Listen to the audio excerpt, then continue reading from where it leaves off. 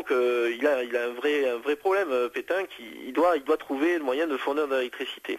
Et c'est là que certainement son conseil a dû lui donner l'idée de réinvestir dans ce qui était dans les cartons, parce que je vous le rappelle encore une fois, depuis 1920, une loi des finances du gouvernement Mitterrand proposait de lancer l'aménagement hydroélectrique, mais concrètement, à part ce qu'on appelle des cahiers des charges qui étudiaient très théoriquement l'installation d'un barrage sur la vallée de la Dordogne et très certainement dans d'autres endroits en France, parce que on est dans une logique. Il y a eu d'autres barrages, il n'y a pas eu que celui de Bord à cette époque.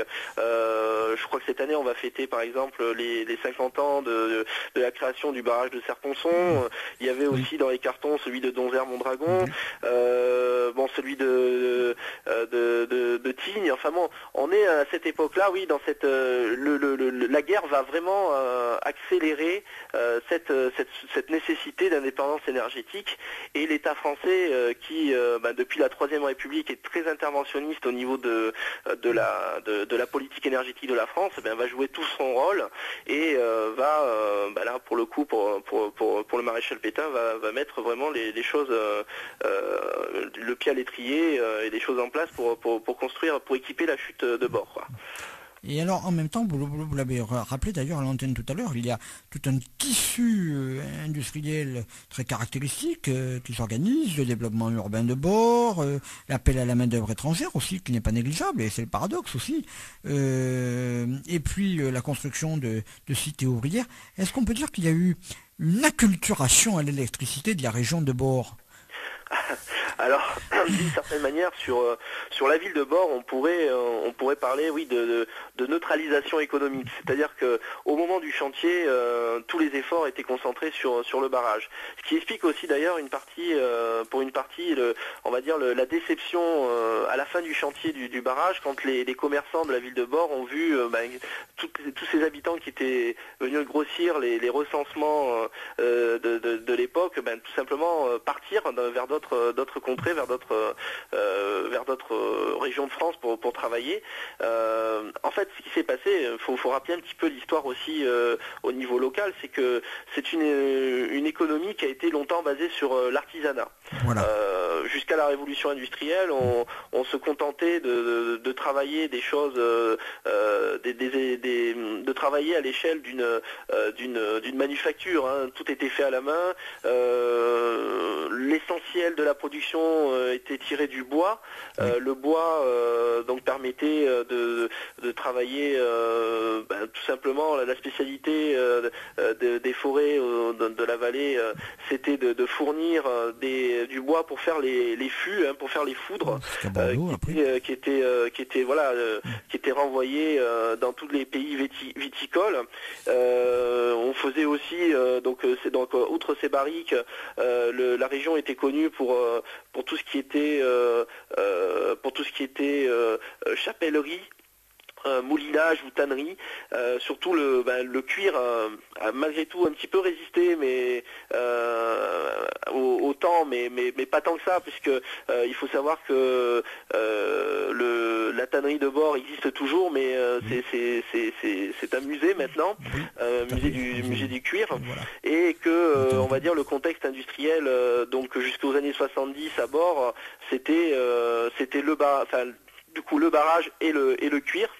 Et que depuis, il y a une entreprise qui s'appelle Soco qui a racheté, qui fait de la sous-traitance maintenant du cuir à Bord, et qui, on est dans une production de cuir à une tannerie de luxe. Donc ça a vraiment périclité, on va dire, cette activité du cuir. La chapellerie et l'industrie de la soie, elle aussi, a pas résisté à la mutation apportée par le barrage. Et clairement, alors il y a eu quand même une assimilation de nouvelles pratiques économiques, puisque là on voit apparaître la tertiarisation, et ce qui était au départ un élément industriel, à savoir la production électrique, va donner lieu à la naissance et va même doper le tourisme local. Et c'est principalement aujourd'hui pour la vallée de Bord, pour tous les alentours. Ce barrage est non seulement donc produit de l'électricité, mais fournit un nouveau contexte économique par cette retenue d'eau qui est devenue une retenue touristique. Alors justement, par rapport à votre exposé là, qui est extrêmement dense, vous citez à la page 74 de votre livre une délibération du conseil municipal de Bord qui ne laisse pas de surprendre. Le conseil municipal n'ignore pas, et il dit que ce barrage, s'il est réalisé, on note le conditionnel, causera de graves perturbations à la vie locale et régionale, que les Bortois subiront des dommages, certains sans compensation, etc. Je ne vais pas citer tout le texte parce qu'il faut que les auditeurs aient la curiosité de lire eux-mêmes et de découvrir, mais on est quand même un petit peu surpris et on se dit que les élus ont été sans doute écartelés entre la conscience de l'intérêt économique du barrage à moyen et long terme, mais puis en même temps les revendications de leurs concitoyens électeurs, dont certains ont été parmi les familles des expropriés. Alors tout à fait, alors ça c'est vraiment, là on touche le cœur finalement de la vallée, hein, c'est-à-dire que quelle a été la réaction des gens qui ont vu arriver ce géant de béton sur leur territoire. Eh bien les élus locaux, parce que moi j'ai justement été amené à travailler sur les délibérations de conseil municipal et ça c'est vraiment une source historique très intéressante de voir les réactions à chaque réunion du conseil municipal, voir les idées qui ressortent et cette crainte qui va apparaître petit à petit avec ce chantier du barrage de Bord. Effectivement, comme vous l'expliquez, d'un côté il y avait le souci de maintenir quand même une cohérence au niveau du territoire, parce que le fait de voir apparaître une retenue à cet endroit-là de la vallée, alors que le simple cours de la Dordogne auparavant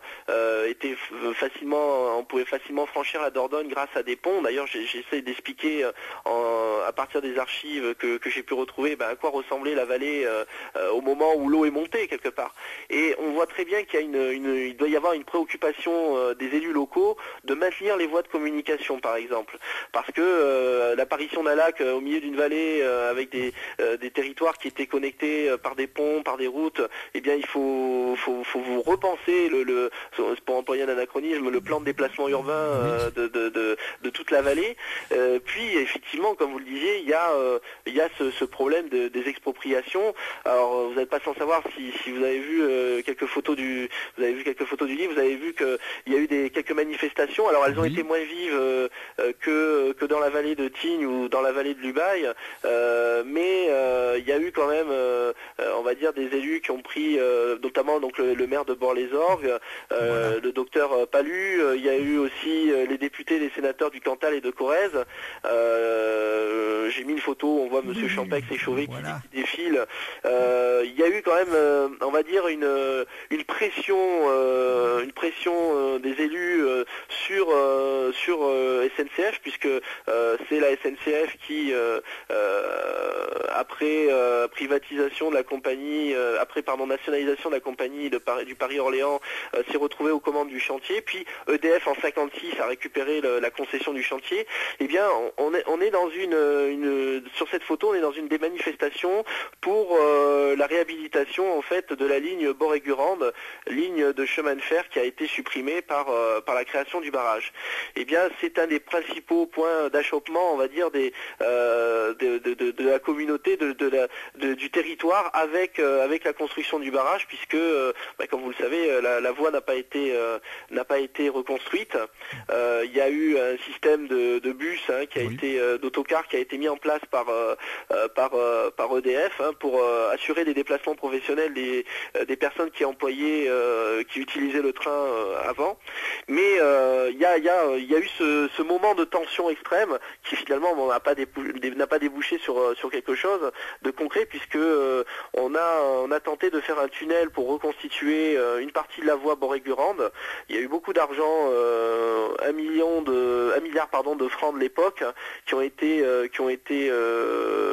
investis sous l'impulsion d'Henri Queuille, président du Conseil de la 4e République. Mais on n'a pas terminé les travaux, donc que ça a été aussi un gaspillage quelque part d'argent et de fonds publics pour remettre en place cette ligne de chemin de fer qui n'a pas abouti. Et ça reste encore un des griefs aujourd'hui importants. Et ça a justifié de nombreuses manifestations des élus locaux et notamment de mécontentement exprimé dans les conseils municipaux, quoi. Ce que vous dites m'amènera à ma dernière question, parce que malheureusement le temps nous presse un petit peu. Vous avancez la notion de lieu de mémoire, et on sent bien, alors c'est une notion que vous empruntez, vous le citez d'ailleurs à l'historien Pierre Nora, bon, c'est une notion qui recouvre plutôt on va dire, ça peut recouvrer des paysages, des objets qui ont une charge mémorielle, emblématique, voire patrimoniale forte. Et là, on voit bien qu'en réalité, plus qu'un lieu de mémoire, c'est un lieu de télescopage des mémoires entre ceux qui ont la nostalgie du barrage d'Aban. Et ça, on l'a entendu encore au 60e anniversaire. Il y a des gens qui ont parlé de douleur qui ne s'efface pas. Les termes sont quand même forts. La mémoire aussi d'une espérance aussi, d'un développement industriel. Et puis la mémoire aussi de ces expropriés. C'est une mémoire composite en définitive là. Alors c'est un sujet extrêmement complexe. Moi je sais que j'ai été à la rencontre, je pouvais pas me contenter en travaillant sur l'histoire du barrage de Bord de travailler sur l'aspect technique de l'ouvrage. Il fallait absolument rencontrer les Bortois, rencontrer les gens de la vallée et essayer de comprendre effectivement à la fois cette douleur, ce que j'appelle l'amour et le désamour du barrage de Bord. On pourrait pas enlever le barrage aujourd'hui. Je pense que d'un point de vue économique, c'est quelque chose d'essentiel pour cette vallée. Mais d'un autre côté, il y a encore pour beaucoup d'anciens le souvenir des expropriations qui effectivement, quand on enlève la possession d'un terrain, d'une ferme ou de quelque chose qui appartenait à une famille pendant plusieurs générations pour y établir quelque chose qu'on n'a pas demandé, on peut très bien comprendre que les gens se sont retrouvés, on va dire quelque part un petit peu blessés dans leur chair, quoi. Et ça reste, c'est-à-dire que à chaque vidange du barrage, hein, ce sont des vidanges qui sont décennales.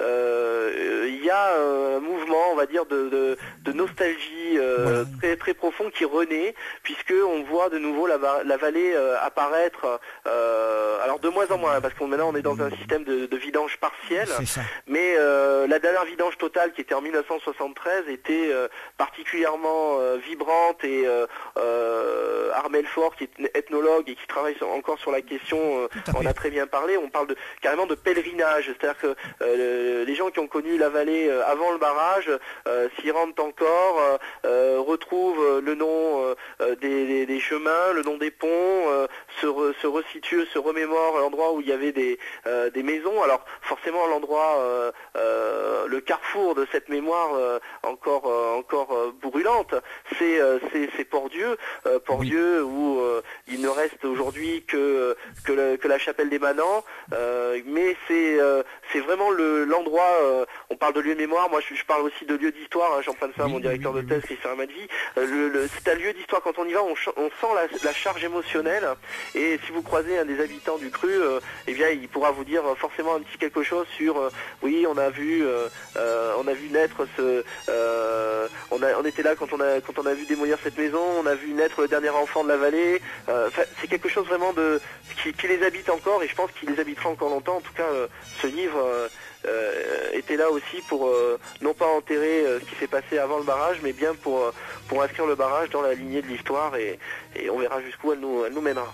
Je vois en vous écoutant que vous n'échappez pas non plus à cette charge émotionnelle de l'histoire par laquelle l'historien entre effectivement en empathie avec son sujet, empathie sans laquelle il n'y a pas de travail ni de démarche historique. Ce sera pour moi le mot de la conclusion, parce que nous sommes obligés de céder la place.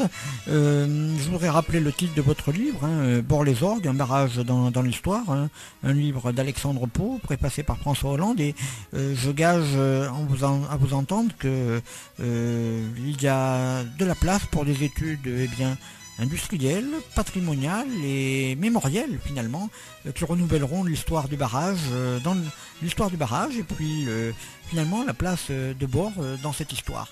Merci infiniment Alexandre Pau. Merci.